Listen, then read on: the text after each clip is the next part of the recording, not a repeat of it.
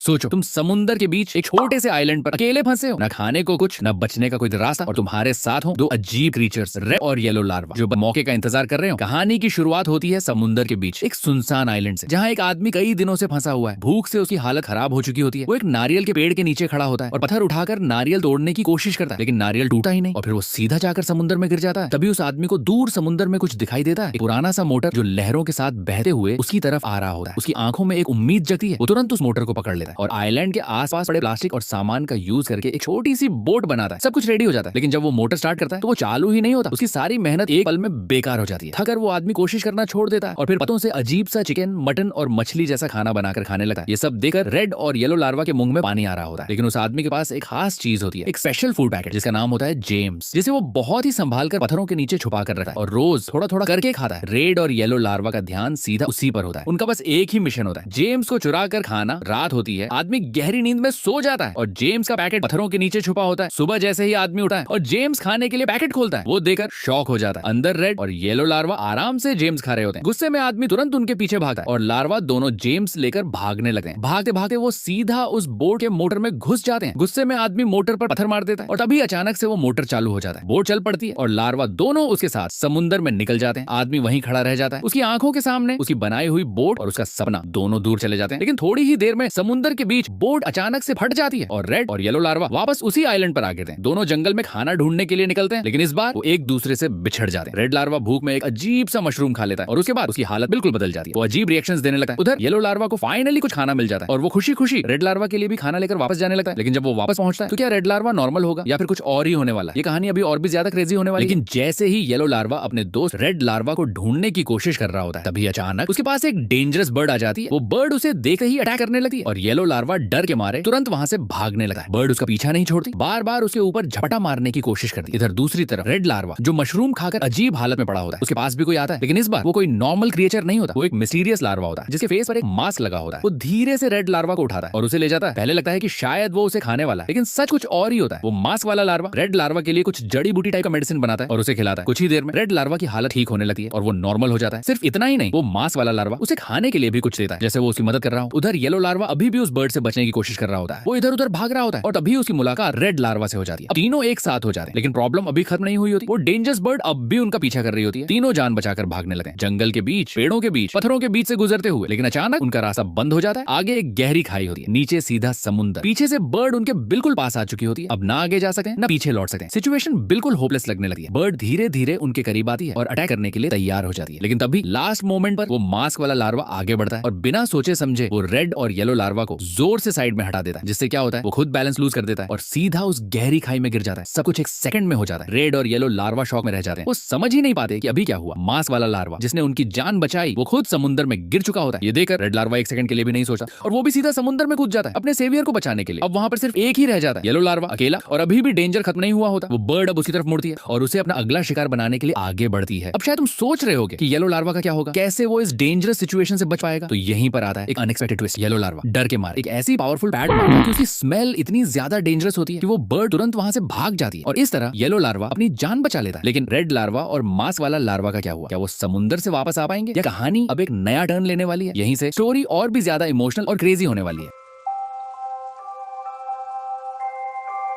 वो तेज तेज तैरता है और फाइनली उस मांस वाले लार्वा तक पहुंच जाता है जो पानी में बेहोश होता है। रेड लार्वा उसे पकड़कर ऊपर लाता है और मुश्किल से उसे बाहर निकालता है। फिर वो धीरे से उसका मास्क हटाता है और जैसे ही मास्क गिरता है, रेड लार्वा एकदम शॉक हो जाता है, क्योंकि वो कोई नॉर्मल लार्वा नहीं होती बल्कि एक सुंदर सी फीमेल लार्वा होती है। एक पल के लिए सब कुछ रुक जाता है। रेड लार्वा तुरंत उसे होश में लाने की कोशिश करता है और अपने तरीके से उसे चम्मा देकर उसके अंदर गया पानी बाहर निकाल देता है। कुछ ही सेकंड्स में वो फीमेल लार्वा होश में आ जाती है, लेकिन जैसे ही वो आंखें खोलती है, वो शर्माती है, घबरा जाती है और बिना कुछ बोले तुरंत वहां से भाग जाती है। रेड लार्वा बस उसे जाते हुए देखता रह जाता है। अगला दिन होता है, रेड और येलो लार्वा जंगल में घूम रहे होते हैं। तभी उन्हें एक अजीब सा बॉक्स मिलता है जो अपने आप हिल रहा होता है। दोनों क्यूरियोसिटी में उसे देखते हैं और अचानक वो बॉक्स टूट जाता है। अंदर से एक पानी में तैरने वाला अजीब सा जानवर बाहर आता है। इधर दूसरी तरफ वो आदमी जो आइलैंड पर फंसा हुआ है अपनी गर्लफ्रेंड की फोटो देखकर चुपचाप रोता रहता है। उधर रेड और येलो लार्वा उस नए जानवर को देखकर एक्साइटेड हो जाते हैं। वो सोचते हैं क्यों ना इसे अपना दोस्त बना लिया जाए। वो उसे खाने के लिए फल देते हैं और धीरे धीरे वो जानवर उनसे फ्रेंडली हो जाता है। अब तीनों मिलकर खूब मस्ती करते हैं, खेलते हैं, उछलते हैं, जैसे फाइनली उन्हें एक नया दोस्त मिल गया। अगला दिन वो जानवर अब उस आदमी के पास भी जाता है और धीरे धीरे उसका भी दोस्त बन जाता है। अब प्रॉब्लम शुरू होती है। येलो लार्वा अपनी स्पेशल पैड मारकर उसे बुलाता है। वो जानवर उसके पास आ जाता है, फिर आदमी उसे बुलाता है, वो उसके पास चला जाता है। ऐसे ही बार बार होता रहता है। लार्वा और आदमी दोनों उस जानवर को अपनी तरफ खींचते रहते हैं और बेचारा जानवर दोनों के बीच फंस जाता है। आखिर में परेशान होकर वो जानवर उन दोनों को छोड़कर वापस पानी में चला जाता है। रेड और येलो लार्वा दुखी हो जाते हैं। आदमी भी चुप हो जाता है। उन्हें समझ आता है कि वो जानवर इसलिए चला गया क्योंकि वो सब आपस में लड़ रहे थे। फिर धीरे धीरे आदमी और लार्वा दोनों एक दूसरे के दोस्त बन जाते हैं। अब वो लड़ना बंद कर देते हैं और जैसे ही वो एक हो जाते हैं वही जानवर वापस पानी से बाहर आ जाता है। अब फिर से सब साथ में खुश हो जाते हैं। रात का टाइम होता है, आसमान बिल्कुल शांत होता है। तभी अचानक आसमान से एक अजीब सी चीज नीचे गिरती है, जैसे कोई एलियन ऑब्जेक्ट हो। सब कुछ मिस्टीरियस लगने लगता है। सुबह होती है। रेड और येलो लार्वा ऐसे ही टाइम पास कर रहे होते हैं। तभी उनके पास एक रोबोट आ जाता है और वही रोबोट होता है जो रात को आसमान से गिरा था। शुरू में वो नॉर्मल लगता है लेकिन अचानक वो एग्रेसिव हो जाता है और दोनों लार्वा को मारने के लिए उनका पीछा करने लगता है। ये रोबोट कोई नॉर्मल रोबोट नहीं होता। ये अपने आप को ट्रांसफॉर्म कर सकता है, अलग अलग हथियार बना सकता है और बहुत ही डेंजरस होता है। रेड और येलो लार्वा अपनी जान बचाकर भागते हैं लेकिन एक टाइम ऐसा आता है जब वो रोबोट उन्हें पकड़ लेता है और वो उन्हें खत्म करने ही वाला होता है। तभी लास्ट मोमेंट पर वो आदमी वहां आ जाता है। वो सिचुएशन को समझता है और अपनी स्मार्टनेस से उस रोबोट को कंट्रोल कर लेता है। अब वो रोबोट का यूज करता है लकड़ी काटने के लिए और धीरे धीरे एक बड़ी सी लकड़ी की बोट बना लेता है। उसकी आंखों में फिर से उम्मीद आ जाती है, शायद अब वो आइलैंड से निकल पाएगा। लेकिन कहानी फिर एक डेंजरस टर्न लेती है। वो रोबोट अपनी पावर्स का यूज करके अपने प्लेनेट पर एक सिग्नल भेज देता है और अचानक आसमान से एक तेज लाइट नीचे आती है जो धीरे धीरे एक भयानक आग में बदल जाती है। वो आग सीधा आदमी की बोट पर गिरती है और उसकी सारी मेहनत एक पल में जलकर राख हो जाती है। सिर्फ बोट ही नहीं, उस आदमी की उम्मीद भी जल जाती है और एक बार फिर वो वही उसी आइलैंड पर अकेला और फंसा हुआ रह जाता है। लेकिन क्या ये कहानी यहीं खत्म होती है या अभी और भी बड़े ट्विस्ट्स बाकी हैं? अगला दिन होता है। जंगल के बीच रेड और येलो लार्वा घूम रहे होते हैं। तभी अचानक वो मांस वाली लार्वा फिर से उनके सामने आ जाती है। उसे देखते ही येलो लार्वा के दिमाग में एक आइडिया आता है। वो सोचता है क्यों ना इसे इंप्रेस किया जाए। फिर वो तुरंत इधर उधर देकर टमाटर और पत्तों का यूज करता है और एक गुलाब जैसा फूल बना देता है। वो गुलाब देखने में सिंपल होता है लेकिन उसकी खुशबू बहुत ही जबरदस्त होती है। येलो लार्वा वो गुलाब मांस वाली लार्वा को देता है और जैसे ही वो उसे खाती है वो तुरंत इंप्रेस हो जाती है। उसके चेहरे पर खुशी दिखने लगती है। लेकिन बात यहीं खत्म नहीं होती। उस गुलाब की खुशबू इतनी पावरफुल होती है कि पूरे आइलैंड के आसपास जितने भी जानवर होते हैं वो सब उसकी तरफ अट्रैक्ट हो जाते हैं। एक एक करके सब वहां पहुंचने लगते हैं और सब उस गुलाब को खाने के लिए एक्साइटेड हो जाते हैं। येलो लार्वा फिर सबके लिए वैसे ही और गुलाब बनाता है और सबको खिलाता है और जैसे ही सब उसे खाते हैं सब खुश हो जाते हैं और वहीं पर डांस करने लगते हैं। पूरा जंगल एकदम फेस्टिवल जैसा लगने लगता है। लेकिन ये सब देखकर रेड लार्वा के अंदर जेलसी जाग जाती है। उसे लगता है कि येलो लार्वा सबका हीरो बन गया और वो खुद पीछे रह गया। इसीलिए वो चुपचाप जंगल की तरफ चला जाता है और डिसाइड करता है कि वो भी कुछ ऐसा बनाएगा जो सबको इंप्रेस कर दे। वो दिन रात मेहनत करता है, अलग अलग चीजें ट्राई करता है, कभी पत्ते कभी फल कभी अजीब कॉम्बिनेशन। आखिर में वो भी एक स्पेशल खाना बना लेता है। अपनी मेहनत पर उसे पूरा कॉन्फिडेंस होता है। टेस्ट करने के लिए वो एक बर्ड को बुलाता है और उसे अपना बनाया हुआ खाना खिलाता है। लेकिन जैसे ही वो बर्ड उसे टेस्ट करती है उसका रिएक्शन बिल्कुल उल्टा होता है। वो तुरंत उस खाने को थूक देती है और गुस्से में उसे फेंक देती है। रेड लार्वा का दिल टूट जाता है लेकिन वो हार नहीं मानता। वो फिर से खड़ा होता है और डिसाइड करता है इस बार मैं परफेक्ट बनाऊंगा। और यहीं से शुरू होती है red larva versus yellow larva की असली टक्कर। कौन बनेगा सबसे बेस्ट, कौन करेगा मांस वाली लार्वा को इंप्रेस और कौन जीतेगा इस स्ट्रेंज कुकिंग बैटल में। कहानी अब और भी इंटरेस्टिंग होने वाली है। येलो लार्वा अपना फेमस टमाटर और पत्ते वाला गुलाब बना रहा है। उसकी खुशबू दूर दूर तक फैल जाती है। जैसे ही सब जानवर उसका खाना खाते हैं सबके चेहरे पर खुशी आ जाती है। सब डांस करने लगते हैं और येलो लार्वा एक बार फिर सबका फेवरेट बन जाता है। इधर रेड लार्वा अपना खाना लेकर आता है। देखने में उसका खाना इतना खास नहीं लग रहा होता। सबको लगता है कि शायद इसका खाना इतना अच्छा नहीं होगा। लेकिन जैसे ही सब लोग उसका खाना टेस्ट करते हैं एकदम से सबका रिएक्शन चेंज हो जाता है। सब लोग जल्दी जल्दी उसका खाना खाने लगते हैं जैसे उन्हें कुछ बहुत ही स्पेशल मिल गया हो। और धीरे धीरे सब इमोशनल हो जाते हैं। उनकी आंखों में आंसू आ जाते हैं। उन्हें अपनी मम्मी के हाथ का खाना याद आ जाता है। पूरा माहौल एकदम इमोशनल हो जाता है। लेकिन फिर अचानक सच सामने आता है। पता चलता है कि रेड लार्वा ने वो खाना कैसे बनाया था। वो पत्तों को चबाकर अपने मुंह से निकालकर सबको खिला रहा होता है। जैसे ही सबको ये पता चलता है सबका रिएक्शन एकदम चेंज हो जाता है। जो लोग अभी तक रो रहे थे अब गुस्से में आ जाते हैं और सब मिलकर रेड लार्वा के पीछे भागने लगते हैं। अगला दिन होता है। वो आदमी जो आइलैंड पर फंसा हुआ है समुद्र के पास बैठकर मछली पकड़ने की कोशिश कर रहा होता है लेकिन उससे एक भी मछली नहीं पकड़ पाता। ये सब देखकर रेड और येलो लार्वा हंस रहे होते हैं। तभी अचानक समुद्र से एक बड़ी सी मछली उछल कर आती है और सीधा रेड लार्वा को निगल जाती है और फिर वो मछली पहाड़ से टकराकर नीचे गिर जाती है जिससे वो बेहोश हो जाती है। लेकिन रेड लार्वा अभी भी उस मछली के पेट के अंदर फंसा होता है। इधर वो आदमी ये सब देख लेता है और खुश हो जाता है। उसे लगता है कि फाइनली उसे खाने के लिए कुछ मिल गया। वो तुरंत मछली को उठा लेता है और आग जलाकर उसे पकाने की तैयारी करता है। लेकिन येलो लार्वा अपने दोस्त को बचाने के लिए रेडी होता है। वो बार बार किसी न किसी तरह से आग बुझा देता है। जब भी आदमी आग जलाता है येलो लार्वा उसे तुरंत बुझा देता है। आदमी परेशान हो जाता है लेकिन फिर भी हार नहीं मानता। आखिर में वो किसी तरह से आग जला ही देता है। अब सिचुएशन और डेंजरस हो जाती है। तभी येलो लार्वा एक स्मार्ट मूव करता है। वो सीधा मछली के ऊपर चढ़ जाता है और जोर जोर से उस पर कूदने लगता है। बार बार जंप करने से मछली अचानक से होश में आ जाती है और तुरंत वो पानी में वापस चली जाती है। आदमी शॉक में रह जाता है। उसका खाना फिर से चला जाता है। लेकिन एक प्रॉब्लम अभी भी बाकी होती है। रेड लार्वा अभी भी मछली के पेट के अंदर होता है। अंदर रेड लार्वा इधर उधर फंसकर स्ट्रगल कर रहा होता है और फिर एक अजीब मोमेंट आता है। मछली अंडा देती है और वही रेड लार्वा उन अंडों का यूज करके धीरे धीरे